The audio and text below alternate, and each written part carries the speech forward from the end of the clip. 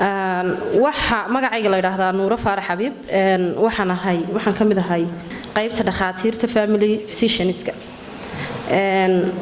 waxaanu isku xilqaanay inaanu barnaamijkan ka hadalno sababtu waxa weeye mar walba wax noo imanaya bukaanadu waxay ka cabanayaan iyagoo dhibaatadii macaanka aan aad u fahmin ama aan maxaan ku raahdaa dawooyinkooda si fiican u qaadan ama aan haysan war ku filan ayay markaa xanuunkii ku soo dhacaya dibadna aad iyagoo xanuunsanayay isbitaalka imanaya marka mushkiladda waxaanu aad uga fikirnay annaga iyo groupkan dhakhaatiirta family physicianska iyo macallimiintayada iyo dhakhaatiirta gaarka noola shaqeyso dhanba in aanu ummadda uga faa'iideyno si aan u fahamsiino horta muxuu yahay dhibtan halkay ka imanaysaa iyo sideen u caawin karnaa bulshadeena horta bukaankan qaba macaanku alxamdulillaah cuqdad kama qabaan inta badan markay ku yimaadaan waxay ku leeyihiin xanuunka macaanka qaba haddii hal mar lagu sheego sankortooda kacsan way ku sheegayaan ma qarinayaan walibana waxay yiraahdaan Soomaalidu xanuunka macaanka waa la noolaadaa waa fikir fiican waa run waa la noolaadaa laakiin sidee loo la noolaadaa macaankii jirkaaga wuu ku jiraa waxay noo soo sharxay qaabku u yimaado Dr. Maxamed waxa uu inoogu soo sheegay inuu laba nooc leeyahay qaybta type 1 ka la yiraahdo iyo qaybta type 2 ka la yiraahdo waan rajaynayaa inuu qof walba uu ama garanayo ama qaar lihibayna la joogaan dhalinyar macaanku ku cusub yahay marka xanuunkan markuu qofkii ku dhaco ka baxsimado sida aad sheegteen waa la noolaanayaa laakiin qaabkii fiicnaa aynu la noolaan lahayn sidaynu la noolaanaynaa waxaynu la noolaanaynaa horta kow dawooyin baa dhakhtarku ku qoray dawooyinkaaga si fiican aad u qaadato laba haddii xanuun uu ku yimaado uu kugu soo kordho waayo mar walba waynu bukoonnaa bini'aadan baynu nahay xanuunno badan baynu la kulmaynaa marka haddii xanuun kugu yimaado dee markiiba dhakhtarka inaad u tagto oo aad u sheegto waxaad ka cabanayso ta saddexaad waxa weeyaan cuntada haddaynaynu cuntadeennii hagaajinin bulshadeena Soomaalidu kulliba cuntada waxaynu nahay teeniina waynu ka tagnay tu kalena weli si fiican meedan qaadan marka cuntadii dhibaato weyn baa ka taal bukaan wuxuu ku oranayaa markuu ku yimaado cuntada waan iska cunaa laakiin dawadu ma kordhistaa marka waxay haystaan mashiinkii yaraa way baarayaan way eegayaan haddii sonkortooda kacsanta yarba ku biirsanayaan taasina ma aha mid wanaagsan waxa weeyaan cuntadaadan iyo dawadaadan dhakhtarku isku dheeli tiray adigu marka cuntadii ha ka xadgudbin dawadiina ha ka xadgudbin halkan waxaan ka sheegayaa horta dumarka faa'iido weyn bay noo tahay rabadaantan inuu daalo maaha waynu daalaa saambuso badan baynu sameynaa waxaan halkan idinku sheegayaa saambusi badnaan xaafadu u sameeynayne maynaan caawinayne waynu waxaan ku xanuunkan ka sii daraynay marka saambusaha sameyntiisa la yareeyo dadku horta sida aynu ognahayba cuntadeenu saddexdan waxbay ka kooban tahay iyo macdano kale oo ilaahayna siiyey qofka ugu lacagta yar leh ama noloshiisu ay aad u hooseyso waxaan aaminsanahay cuntooyinka halkan ku sheegi doona ama cuntooyinkeena magaaladeena yaala in qof kastaaba uu ka helayo intii nafaqa ahaan uu u baahnaa ama uu naftiisa kula tacaali lahaa marka waynu wada haysanaa waa wax jaban ee inaga wax ka badan aan raadinayna marka cuntada maadaama ay ka kooban tahay saddexdan wax cunto kasta oo suuqa taala oo aynu intan ka kooban oo aynu kula tacaali karno xanuunka ama jir ahaan ama nolosheena dambe ama miisaan inaanu ina korin oo aanayna cudurrada badan aynan u dhawaanin ayaan halkan maxay ku sheegi doonaa waxa weeyaan haddii aad cuntooyinka fiican qaadato horta miisaankaaguna ma korayo oo nacmo buurnaanaysid hilibkuma fuulayo waxaan ku caafimaadkaagiina ka wadnaha iyo maxay hayday jirkaaga oo dhan kaliyahaaga wax oo dhan buu la shaqeynaya marka imika waxa la inaga doonayaa qiyaastan cunto intaasoo grama 200 ilaa 150 gram oo sonkora marka qaybta la yiraahdo carbohydrate-ka oo cuntadeenu u badan tahay haddaynu Soomaali nahay 80% waa cuntadeenu waa carbohydrate iyadoo cuntooyin kale oo nafaqa leh ay yaalaan marka carbohydrate-kaasi cuntadeenu u badan tahay haddana mushkiladda taala waxa weeyaan qofka ama macaan ha lahaado ama yaanu lahaanine carbohydrate-ki waan sii badsanaynaa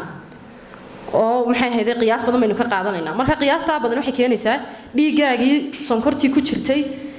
inay badato marka sonkor ama dawo qaado insulin qaado ama kiniin qaado oo cuntadan aan qiyaasnayn ee aad qaadanaysaa inay sonkortii ka xad badato marka xadkii ka baxdana qofkii xanuuno badan buu la imanayaa kaliyihiiba ama shaqadii gaabinaya ama fadhiisanaya wadnihiiba ama xaydh sameynaya ama dhibaatooyin kale ku imanayaan qofkii hilib saa'ida koraya waa sonkortani jirkiisii uma aha diyaar inuu qabto insulin ku filan ma haysto dawada dhakhtarka ku siina kuguma fila marka sidaa darteed cuntadeeni inaynu nidaam u yeelno inaan cuntadii koobno deedna aan ka qaadano xaddi loogu talagalay waxa weeyaan halkan waxa ku yaala 200 ilaa 150 gram bal cuntooyinka soo socdeen imika halkan idinku tus doono maalintii intaas laga rabaa waliba qofka macaanka leh sometimes uu ka yareynaya marka intan mar hadii laga rabo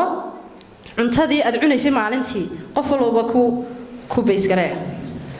laxoox baynu cunaa qofka ugu yar laxooxda wuxuu cunaa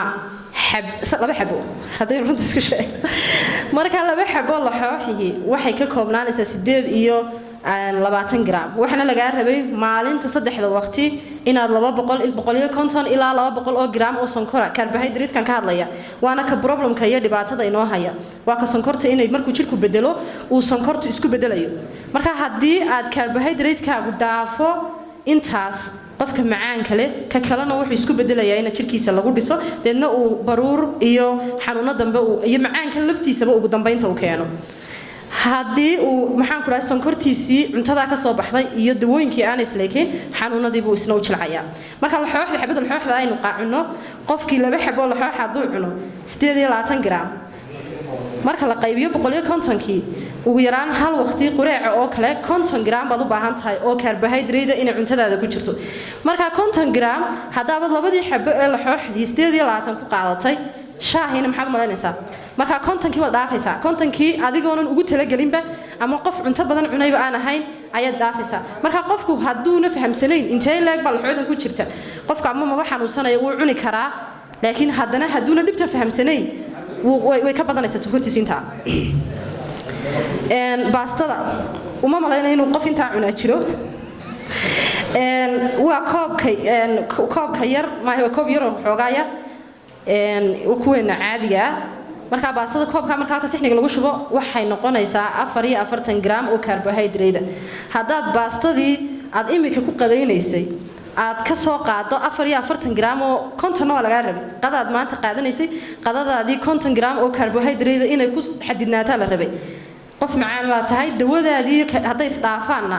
taasina dhibtaynu ka soo hadlaynay keenaysa marka hadii baastadiiba intaad ku qaadatay suugadan oo iyadna la socota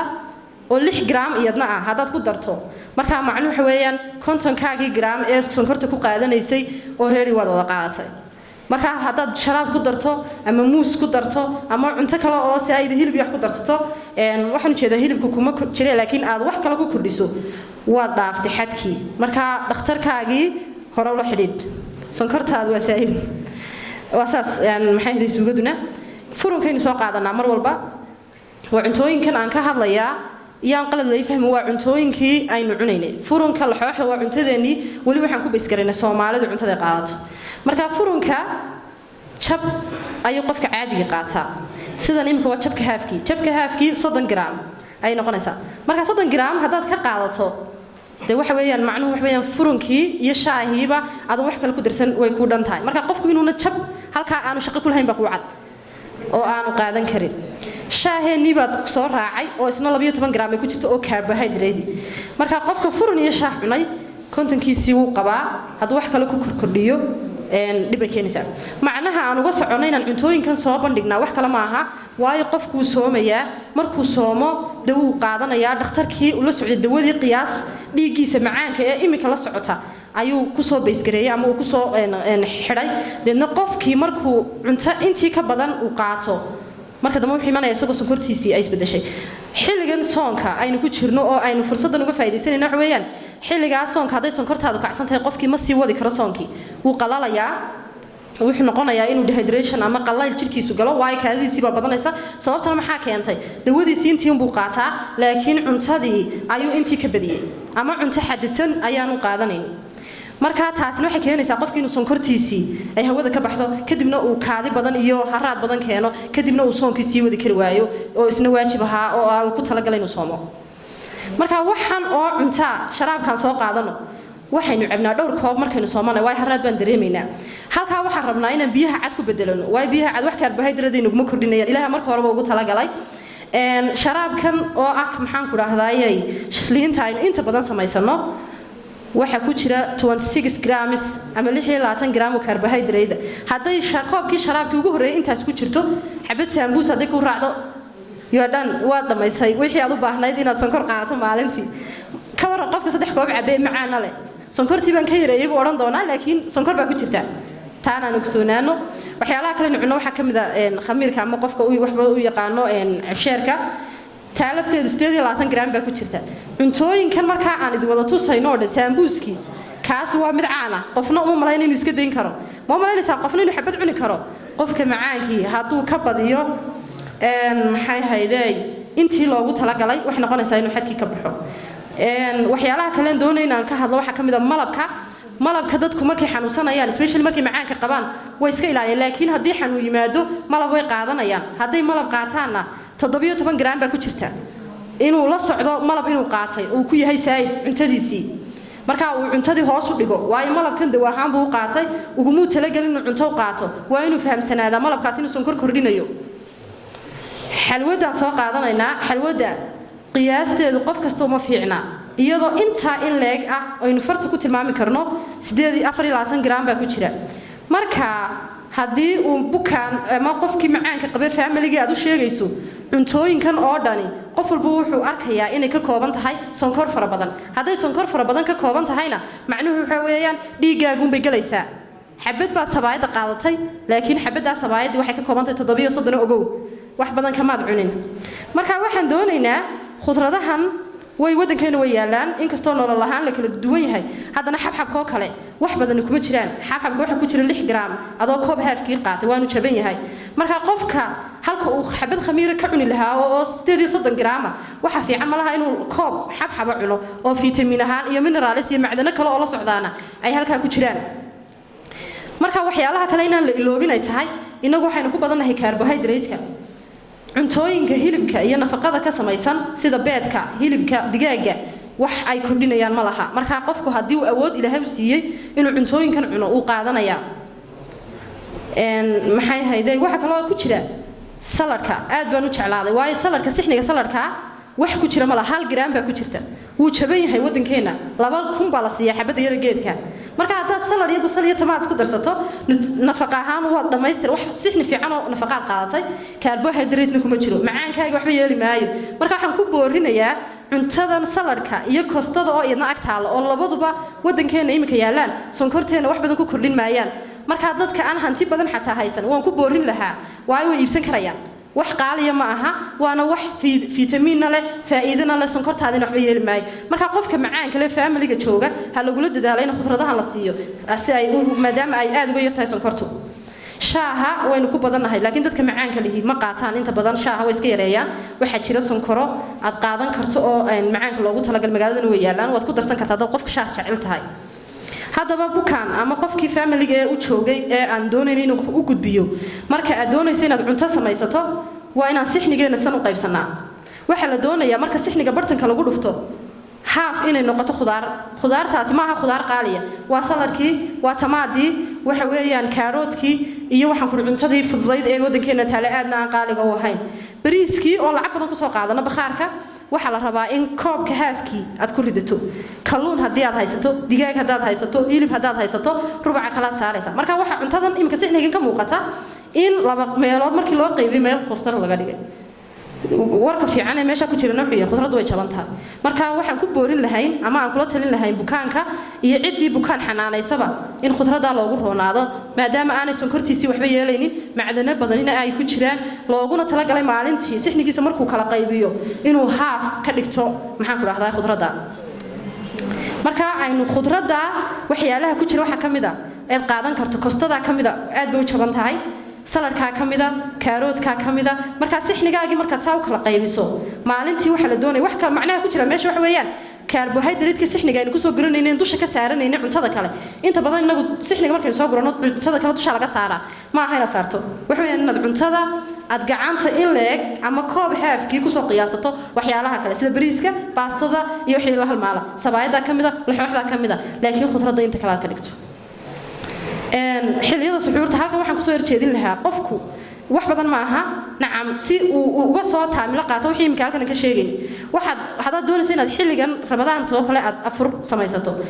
timirta ka mid ahayd timirtu waxay ka mid ahayd meelaha aynu aadka u maxay isticmaalno rabadaanka waana sunno nabi kaleey salaatu wasalaam marka haday saa tahayna timirtii labada xabadood 15 bay ahayd xabada timirtii marka waxay noqonaysaa 7 gram marka ayaana wax badan ka qaadin si witrina aad uga dhigto oo sunni nabiga uu dabaqdo xabad timira waxaad ku darsanaysaa ha noqdo wixii kale qiyaasihii kale xabad sambuusa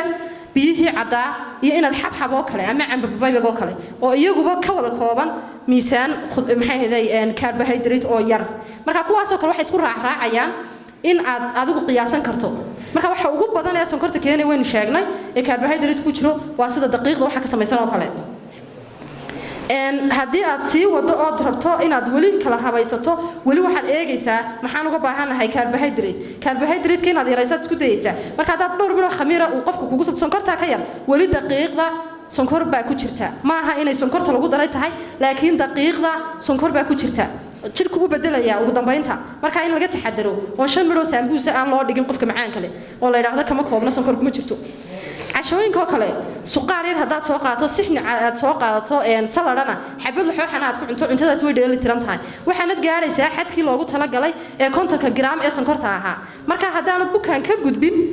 aanad dhaafin xadkaasi wali caafimaadka ugu fiican yahay miisaanka kugu kordhimaayo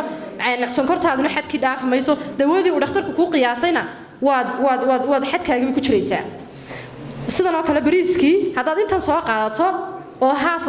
koobka in halfkii aad soo qaadato oo salad ku qaadato jeex kalluunana aad ku darsato cuntadaas way dheeli tirantahay ogow marka ayaynaan sambuusaha iyo aynan moodin inay maxaan ku raahdaayay